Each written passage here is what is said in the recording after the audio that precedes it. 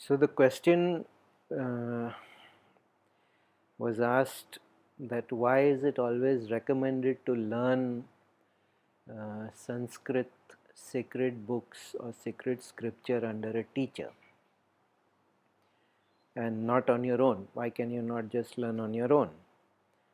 Now, this is actually a very serious matter in the yogic tradition, at least, because they know that Upanishads, Vedas, Upanishads are the oldest scriptures.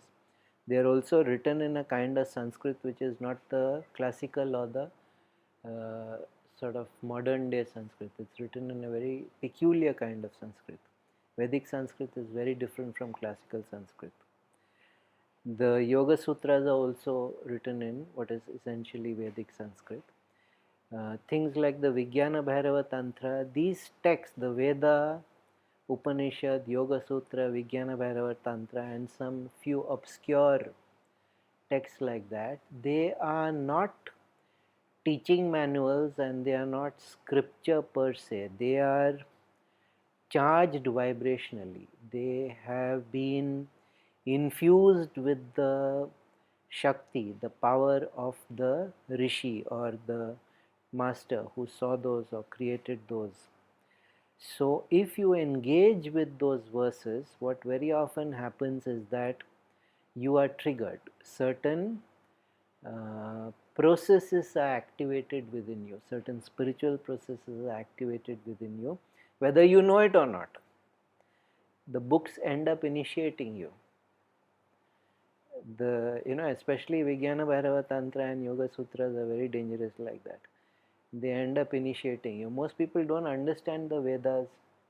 They don't know anything about the Vedas, which is why, Vedic astrology. Like, why do people say this? Show me the word Jyotisham, which means astrology in Sanskrit, in any one Veda or Upanishad. It simply does not exist. But they will nevertheless tag on everything with Vedic. So, like, when Swami Vivekananda used to wander around India, he would observe a lot of peculiar local cultural practices, and he made the observation that anytime I see a village superstition, I would also be earnestly assured by the people this is found in the Vedas.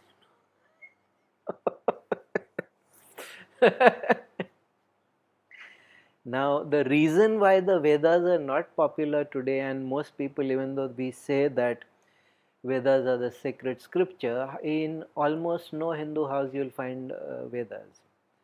Nobody has them. You'll find Bhagavad Gita, maybe you'll find an Upanishad occasionally, you'll find Ramayana, Mahabharata, and you'll find Yoga Vashishta more often than Patanjali Yoga Sutra. Yoga Vashishta is another very, very powerful. Or you'll find commentaries on the Gita, Gyaneshwari, thing like, which is not to say that Gyaneshwari is not equally powerful like that. But in the tradition, it is well established that you do not try and learn and engage on your own. You need a mentor, you need a teacher. Not because if you engage long enough, the inner meaning won't be revealed. It will be revealed. Or the inner transformation won't happen. It will happen. But it will happen in an uncontrollable manner. Yoga Sutras, I have understood after all my years with the Yoga Sutras, I have understood that they do set in motion certain transformations. And the word is transformation, it is not even growth. Because growth is still a natural outcome of your genetics, of your vasana samskara, of the karma, the life trajectory that your karma had decided for you. So that is growth. But when you engage with something from the Upanishads, you engage with something from the Vedas, from the Yoga Sutra, Vijnana Bhairava Tantra, these kind of texts, they actually change. They can actually deflect the path of your karma. They can put your karma into new and unknown channels or unfamiliar channels.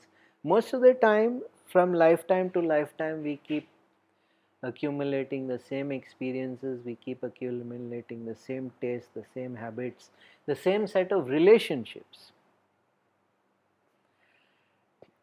Now, of course, these changes happen even when we do serious meditation, even when we do serious pranayama, serious kriya, something like our 8 spiritual breaths.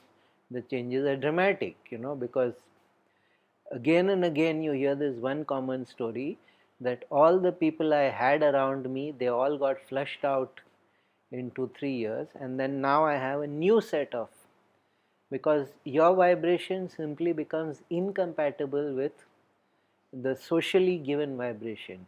And that was not even a socially given vibration, that was a karmic vibration that you had. But because you started this process, you sent your entire life energy, you sent your mind, you sent your emotion, you sent your body, you sent your ki, your prana shakti into completely original and fresh and new channels. And it is not because they want to control and dominate and keep monopoly of the sacred text, the usual argument that this is all Brahminical. That is not the reason. Yes, of course, it is misused that way, but that is not the reason. The reason is they understand that these scriptures are very, very powerful. They are catalytic structures in their own right. If you engage with them, transformation will happen, not growth. Most people do not even grow, because growth is organic. A plant grows, you grow. Most people, what do? They accumulate. They add things to their life. And spirituality also becomes a reason to accumulate, and it becomes one of the best forms of accumulation. So Reiki, pranic, access bars, astrology, tarot, I Ching, so these are all accumulations. Because each one of these, especially something like the I Ching or the tarot, is oceanic. If you really understand the seriousness of what you're doing, you wouldn't have time to go looking at something. So every time you see one of this list of services offered, and you find that they claim to have competence in 10-15 things, my guarantee is they don't have competence in any one of them. Because if you are going into traditional Indian astrology, it will take over your entire life. It is that serious a thing, and it has that serious a level of competence and vibration in it. I know somebody, he is today a spiritual teacher in his own right. He is fundamentally an astrologer, Jyotisham. He was a nuclear scientist in Germany. But he found this side to be so much more rewarding and so much more. He's very serious classical Jyotisham, Shankara Bhagapada. He's quite well known. He has a website of his own. He does things. But he was a nuclear scientist. Now, if a nuclear scientist, that's just about as brainy as you can get. There is no more brainier kind of category of person. But if he says that Jyotisham offers astrology, traditional Indian astrology offers him deeper insight into the human condition and provides a tool for transformation people, so you got to take that seriously. But most people, they read 2.5 books and they open up and they download a software and that's it, they So if you really get into something like Jyotisham, or you really get into something like the tarot or the I Ching, you don't have time for anything else. So most people, the minute they hear tarot, because I have written the first book on the subject in the country, I created the first tarot pack based on from our country, and the minute they hear that, they start asking me astrology questions, because that is the usual combination. I don't have time for that. I don't have time for that astrology, and I respect. I know really serious Jyotisham people, and I respect that. So even the text of the Jyotisham, I think it is the Parashara Shastra, yes, there is a Parashara Hora something, yeah. Even that is one of these books which really transform you. So there is a difference between change and growth and transformation, which is well understood in yoga. Change can happen because of karmic reasons, because you got married to somebody, because you shifted your job, you went to a new city, and so your karmic lines are changed. to that extent, because the environment has changed, because the influences upon you have changed. Growth is when you consciously take responsibility in one sense that okay, let me get some control over my life and let me not just be driven helplessly by my vasana samskara and my environment and my level of education. And that's also a very magnificent thing. Most people don't even go to that much. But transformation, the complete root and branch transformation, the complete change, that happens when you come into these highest levels of sadhana. When you come into hardcore meditation, when you come into hardcore kriya, it should happen even when you're doing Hatha Yoga, but in most cases it doesn't. Because one of the big problems with the Hatha Yoga is that your body consciousness becomes highly exaggerated. You become actually fixated more and more into your body. So that's the American form of yoga, It should actually, Hatha Yoga should also be a process of transformation. But most people are more interested in learning 50 different asanas rather than doing 5 asanas well. Because if you can do even one asana properly, it will blast you apart. It will shatter you and then reassemble you at another level of vibration. That requires a lot of trouble. There are very few people with the authentic Shakti in the Hatha Yoga lineages. The transmission of Shakti in the Hatha Yoga lineages is very difficult. There are very few people who can transmit the Shakti so that when you do an asana, it really blows you apart. In the meditation lineages, in the Kriya lineages, in the Pranayama lineages, in the Jnana Yoga lineages, the Shakti is much, much stronger than the Shakti in the Hatha Yoga lineages. Which is why spiritual people tend not to be, the preponderance of the people doing or people succeeding in spirituality are not from the Hatha Yoga schools. The Hatha Yoga schools end up becoming health maintenance, because the Shakti is not there. They only know how to do the asana, but that inner core of the Shakti behind the asana, very few people, very, very few people. Much more people are there with the Shakti behind the transmission, especially in the Jnana Yoga, the Shakti is very powerful. In the Kriya Yoga, the Shakti is very powerful. In the meditational things, the Shakti is very powerful. So in the Karma Yoga schools, the Shakti is very powerful. But in Hatha Yoga, unfortunately, the Shakti is not there. So the transmission happens to be just the top level. The transmission just happens to be the posture, which is good from a health point of view. But that is not. Most people don't understand what an asana can do, An asana is an infinite variety in itself. An asana can access different physical capabilities within you. It can access different vibrational capabilities within you. An asana, if you practice, should shift your emotions, should shift your breath. Now we do our first breath and we put our palms downward on our knees. Yeah, we join our fingers together, we put our palms downward on our knees and we keep the knees together, not apart. Now there is a reason why.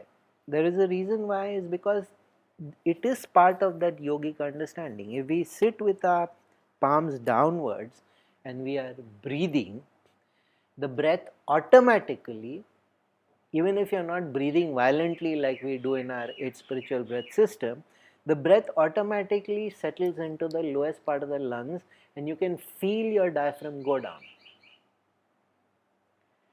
Try doing the same thing with your palms facing upwards and you will see that the breath goes only to the mid lung. And your diaphragm doesn't. So, there is not just the physical awareness, there is also a deeper awareness of how does it impact the entire prana shakti. How does it impact the emotional? How does it impact the mental? And most of the Hatha Yoga lineages, unfortunately, they know only how it impacts the physical, the Annamaya Kosha. So that is why people very rarely get spiritual breakthroughs they very rarely get derailed when they are doing Hatha Yoga. They normally become fitter and healthier.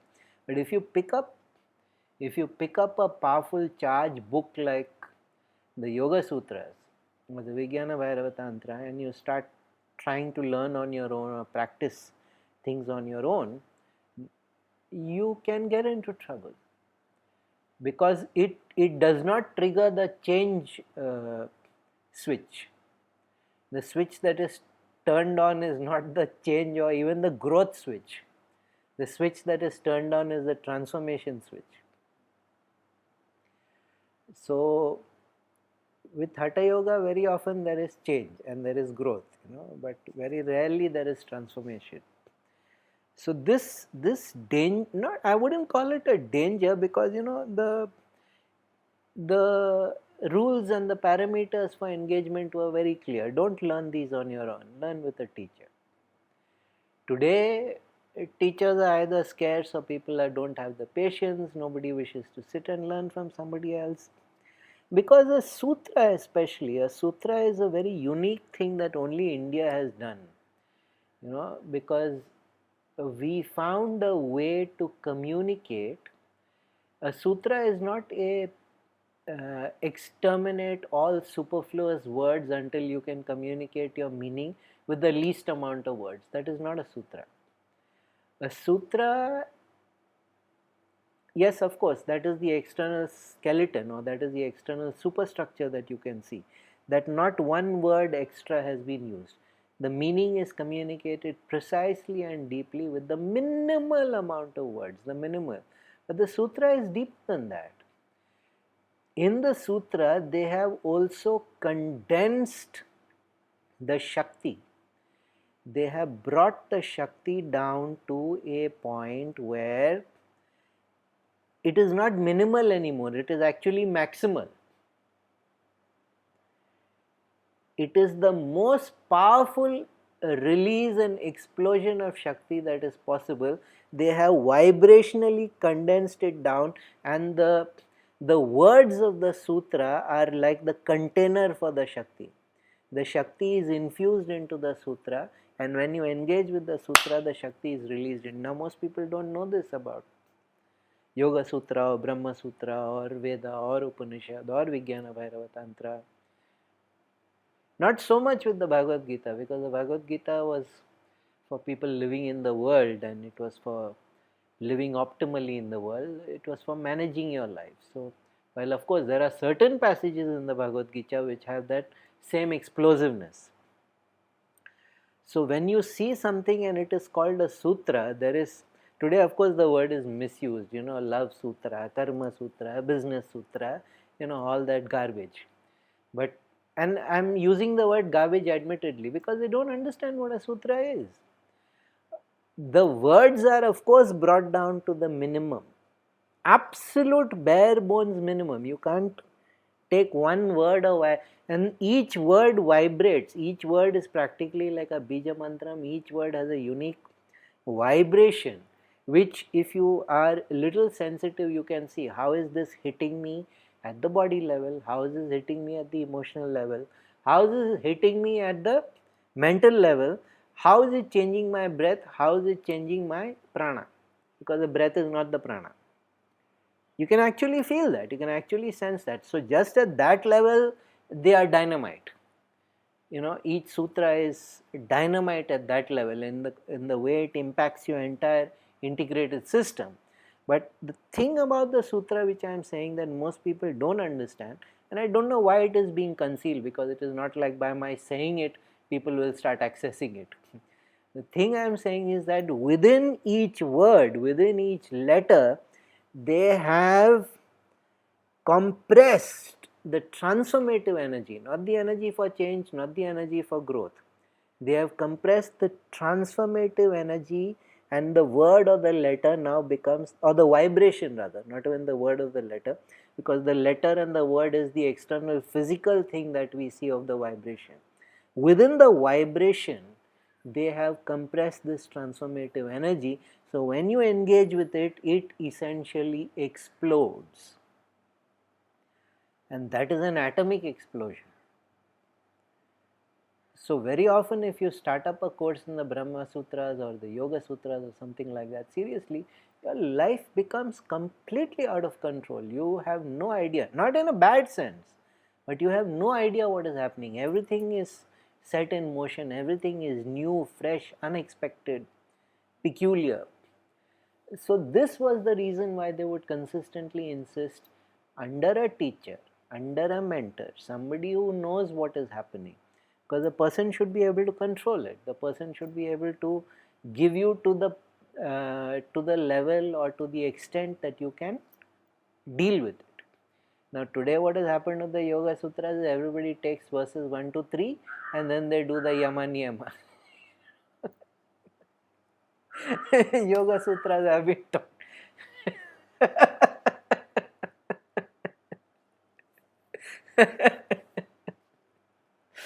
Not even that, most people are happy with the first two verses.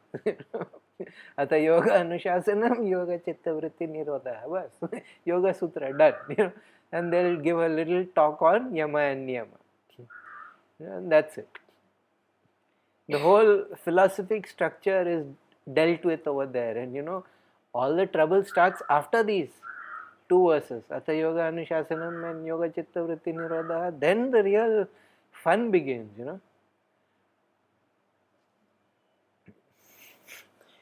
Anyways, I've spoken on that, like how when they start tada drishtu swarupe vastanam, god damn. But it's, see, just the actual like mental meaning or the actual communicative meaning is so impactful. But I'm telling you that does not matter. What matters is what is packed in. It's like they've taken it and they've used these giant compressors, and they bought it in, bought it in, bought it in. What is the maximum bang we can generate from this? So, to make a sutra or to write a book of sutras, all books of sutras are exceedingly short. This is the reason why.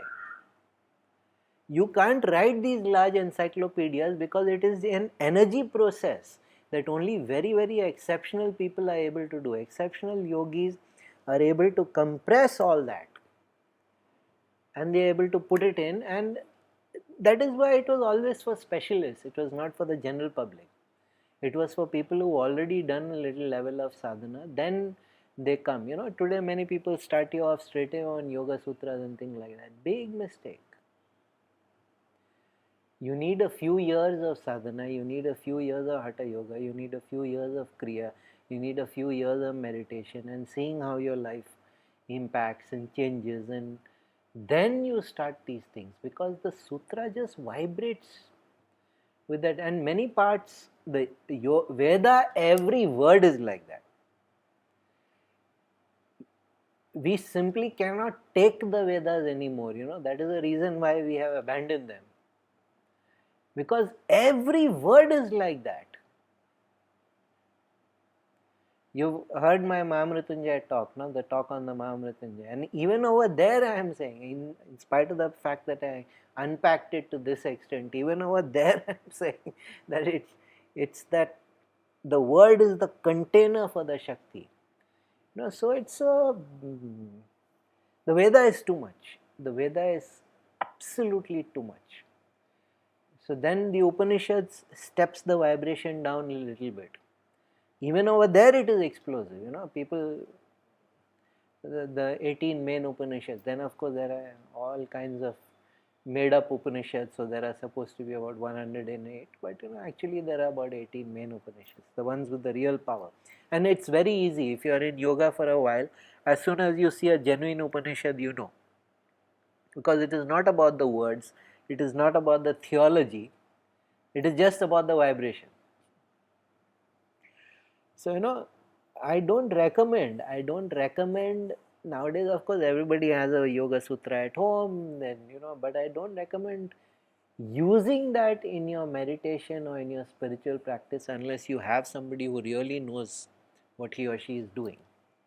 It would be, Bhagavad Gita and all are not problematic, not in that sense, because they are about living life optimally, but this will transform you. Now, the process of transformation is a little difficult. Excuse me. It is like the caterpillar becomes the butterfly. Oh, excuse me, cold. Now, most people say, but what will happen? I am so much in love with my caterpillar mind or my caterpillar body or my caterpillar reality. Even if you can point to them and say that you will become a butterfly, even if not a butterfly, at least a moth, it's still beautiful, no? Better than a caterpillar. But most people, that's not what they want to do with spirituality. With spirituality, they come to it in an accumulative sense. Our life should be more, what I made in that talk I did recently, the Me Plus talk, no, that everything should change but nothing should be different. Then don't waste your time with Yoga Sutras, don't waste your time with Gita, don't waste your time with, because transformation means everything will be different. At a very deep level, this is what they don't tell you in yoga. They don't tell you in yoga because they know people will run. I recently had a person who just finished the breaths, and she was having a lot of problem because her body was just purging and purging and purging. And she very frankly said, if I had known this at the beginning, I would have never entered. But now, because of all the other advantages, the sleep is less, the energy is more and all that, okay, so just let's find a way to deal with this purging. And so people don't tell you these things, and these warnings were all there in the culture. It's all written, one must find a qualified and competent teacher, they only should engage you with these sacred scriptures, but the problem is we are the only culture in the world where the scriptures are like that. So today, of course, whatever originated in India is not taken seriously. It has to have some kind of Western validation. So since those cultures are not like that, therefore we are also not like that. But I can tell you as a yogi that these are all dangerous games to play. These are extremely dangerous games to play. And I've stopped, or rather I've gone slow with my Yoga Sutra talks for this reason, because just speaking that word 5-6 times in the middle of a talk will hit the people in front of me. I'm okay, but they will start getting zapped by the words, which is not to say that it's dangerous. It's only to say, if you're not committed to transformation, don't engage with these things. It is the highest league. It is the most impactful methodology or the most impactful vibrations. If you're not ready for that game, don't play. It's very simple. It's very, very simple. So there is no reason to be concerned about it, but at the same time, please understand, if you engage with something that has been coming down for 6,000 years with a level of Shakti that is unmatched by anything else, if you engage with that, it will transform you. Not change you, not grow you, it will transform you.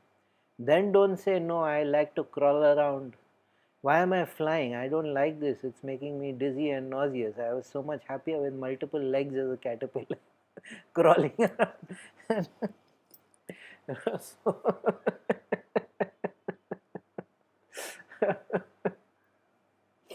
So that's the answer, Nicole. That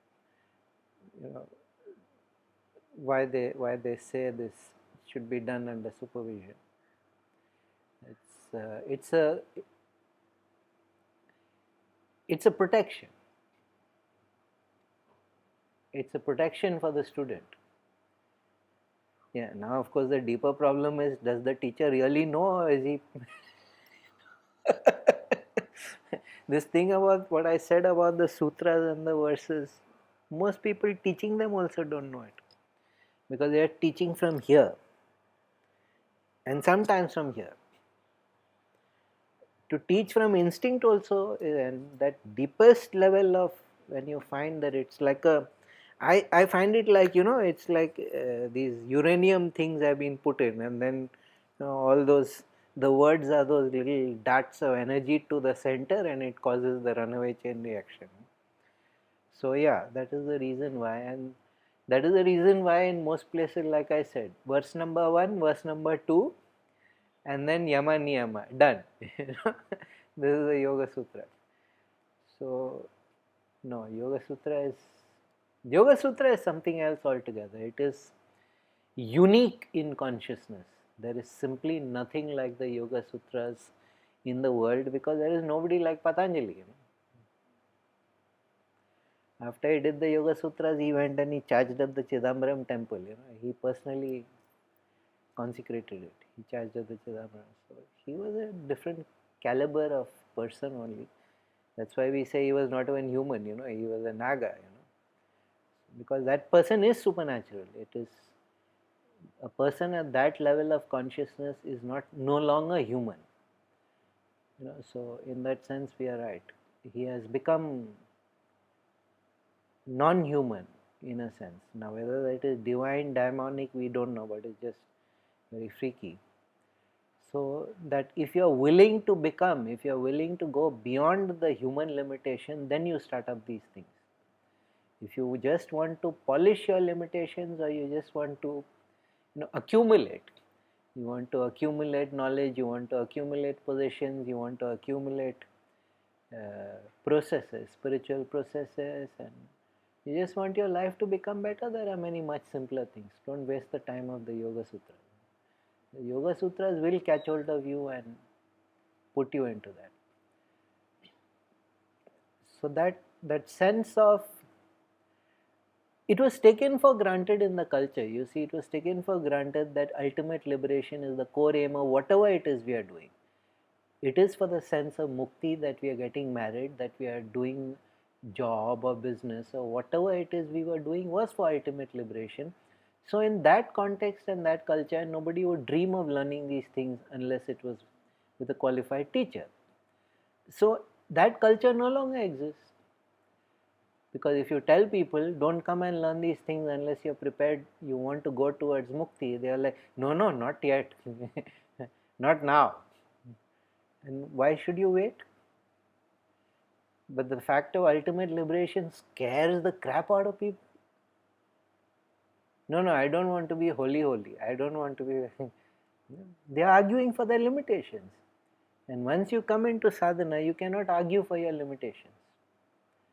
Because the whole, at least yoga, any kind of yoga makes you limitless. The whole thing is all boundaries, all limits, all fences are broken. Yes, they do it with yama and niyama. It basically means things you should do, things you shouldn't do. So they impose certain disciplines on you, but fundamentally it's so that you become limitless. Now these things are just not understood. People come to yoga meditation to function more effectively in the social prison, The whole point of yoga is you stop functioning as a person who is acted upon. You start acting upon your environment if you come into yoga, which of course makes you very unpopular in the beginning. Like, why is this person shaking up the status quo? Why is this person? So we need to understand and grasp these simple things. They are not very difficult to grasp, but yeah. Sarvam Shivamya.